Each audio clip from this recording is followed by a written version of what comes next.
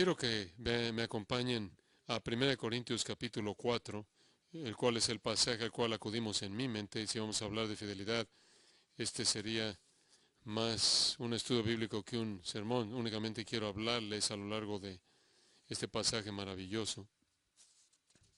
1 Corintios 4.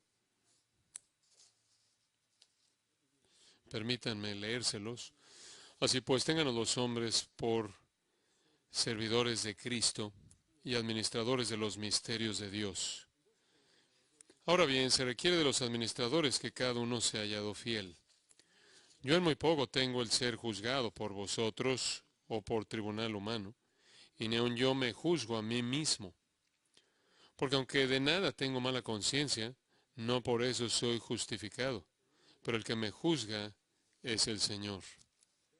Así que no juzguéis nada antes de tiempo, hasta que venga el Señor, el cual aclarará también lo oculto de las tinieblas y manifestará las intenciones de los corazones, y entonces cada uno recibirá su alabanza de Dios.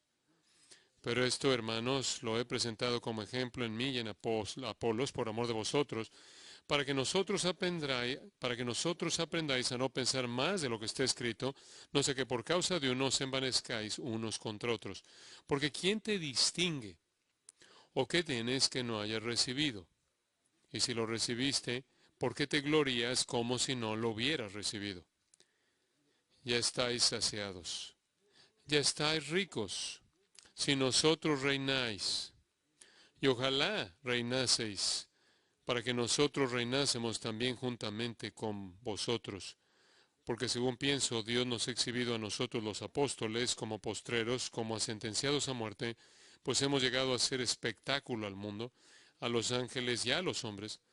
Nosotros somos insensatos por amor de Cristo, mas vosotros prudentes en Cristo, nosotros débiles, mas vosotros fuertes, vosotros honorables, mas nosotros despreciados.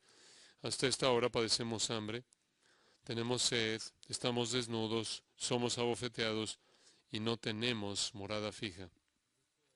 Nos fatigamos trabajando con nuestras propias manos, nos maldicen y bendecimos, padecemos persecución y la soportamos, nos difaman y rogamos. Hemos venido a ser hasta ahora como la escoria del mundo, el desecho de todos.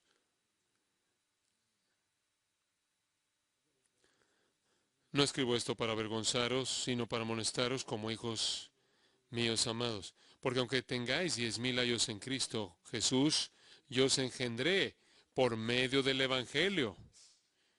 Por tanto, os ruego que me imitéis. Por esto mismo os he enviado a Timoteo, que es mi hijo amado y fiel en el Señor, el cual os recordará mi proceder en Cristo, de la manera que enseño en todas partes y en todas las iglesias. Este pasaje tan personal, como pueden ver, con el palpitar del corazón del apóstol Pablo presente, debemos recibirlo de esa manera también. Esto penetra en las profundidades de nuestro interior. Para mí así es.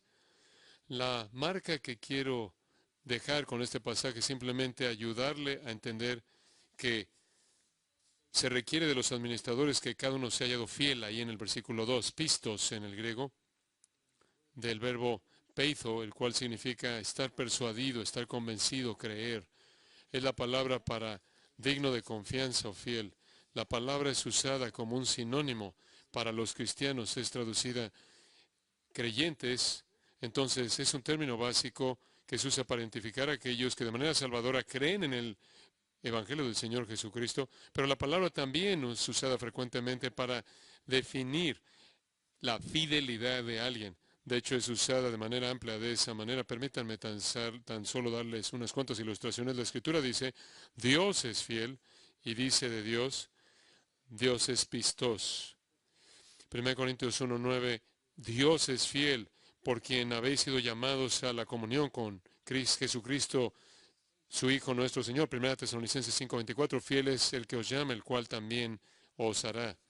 2 Tesalonicenses 3:3, el Señor es fiel y Él os fortalecerá y protegerá del maligno. 1 Pedro 4:19, encomendad vuestras almas al Creador fiel al hacer lo que es correcto. Y después la palabra es usada del Señor Jesucristo en 2 Timoteo 2:13. El Señor Jesucristo permanece fiel porque no se puede negar a sí mismo. Hebreos 2:17. Tenemos un sumo sacerdote misericordioso y fiel. Hebreos 3:3. El que es fiel a quien lo designó. Hebreos 10:23. Aquel que prometió es fiel. 1 Juan 1:9. Si confesamos nuestros pecados, Él es fiel y justo para perdonar nuestros pecados. Apocalipsis 3:14 lo identifica como el amén, el fiel testigo y verdadero. Y en ese retrato poderoso de Apocalipsis 19 leemos: y vi el cielo abierto y aquí un caballo blanco, y el que estaba sentado es llamado fiel y verdadero, y en justicia Él juzga y hace guerra. Y la palabra es también fiel, Tito 1:9, aferrándonos, siendo retenedores de la palabra fiel, Apocalipsis 21:5, 22:6. Estas palabras son fieles y verdaderas. Los ministros del Nuevo Testamento son fieles. En 1 Corintios 4:17 vimos que Timoteo es fiel. Efesios 6 y Colosenses 4 vemos que Tíquico fue fiel. En Colosenses capítulo 1, capítulo 4 aprendemos que Epafras fue fiel. En Colosenses 4:9 aprendemos que Onésimo fue fiel.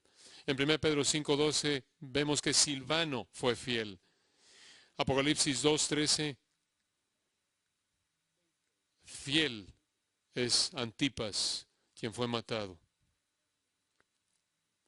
Y Pablo, 1 Timoteo 1:12, fue considerado por Dios fiel. Y como ustedes oyeron a Michael decir, Pablo le dice a Timoteo: lo que has oído de mí ante muchos testigos, esto enseña a hombres fieles, que sean idóneos para enseñar también a otros. Somos llamados a esa misma fidelidad. Nuestro Señor habló mucho de esto en sus parábolas. Él con tanta frecuencia en sus parábolas habló de esclavos fieles, siervos fieles. Él habló de aquellos que eran fieles al oír de los labios de su amo: bien, buen siervo y fiel. Él dijo: aquellos que son fieles en lo poco, se les dará mucho, y aquellos que fueron fieles en lo poco tendrán autoridad sobre 10 ciudades. Y a la iglesia en Esmirna, Apocalipsis 2:10, la palabra es que debemos ser fieles hasta la muerte, y te daré la corona de vida. Fiel hasta la muerte. Todo eso es realmente un prefacio para el texto. Y mientras que esa palabra es la clave de la que hablé en la introducción, la fidelidad en este pasaje está ligada de manera necesaria a la humildad. La fidelidad está ligada a la humildad. La humildad es la virtud que produce fidelidad. El Salmo 31, versículo 23 dice esto: Jehová preserva a los fieles y recompensa de manera plena a los soberbios. Entonces el Señor hace un contraste entre la soberbia y la fidelidad, lo cual muestra que la fidelidad es esencialmente la manifestación a lo largo de un periodo largo de tiempo de la postura humilde de uno ante el Señor. Spurgeon en una ocasión dijo: yo creo que todo hombre tiene una opción entre ser humilde o ser humillado. La humildad produce el vacío que la gracia divina llena. Ahora, este es un pasaje que habla de la fidelidad y por lo tanto es un pasaje de la humildad, la cual es la marca de cualquier siervo fiel de Dios. Realmente no necesito recordarles, pero simplemente lo toco de manera superficial, que vivimos en un mundo que necesita la humildad. Esta es una sociedad en donde brevado y hubus ha enloquecido, sea en la política, los negocios, las profesiones, el deporte o en cualquier otra expresión o círculo en la sociedad. Se manifiesta de manera más evidente en las redes sociales. Todo el mundo quiere promoverse a sí mismo. Prominencia, publicidad, fama, la importancia personal motiva a una sociedad entera hacia adelante para que avance y también al grado de la locura. La humildad no tiene lugar en el marco de este mundo y tristemente la soberbia dominante de nuestra sociedad ha afectado a muchos que buscan el estatus de celebridad. Hay un público cuasi cristiano que les quiere dar eso, pero el hombre verdadero de Dios lucha por la humildad. Lucha por la humildad.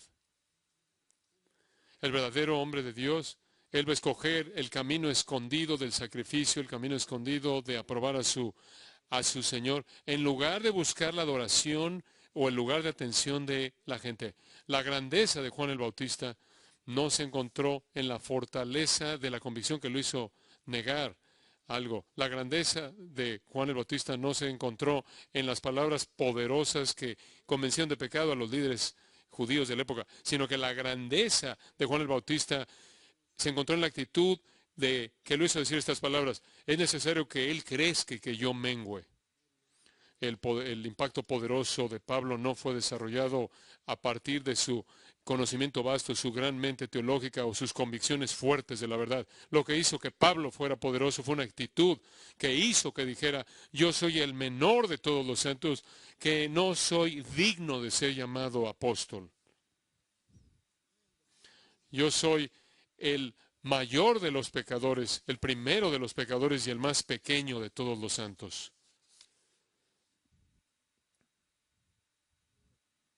El Señor trabajó duro por mantener a Pablo en esa actitud. Como aprendemos en 2 Corintios 12, se le dio un aguijón en la carne. Pablo oró porque el Señor lo quitara en 3 ocasiones separadas, porque el Señor decidió que el poder de Pablo fuera fortalecido en su quebrantamiento, porque su gracia se perfeccionaba en su humildad y eso lo perforó.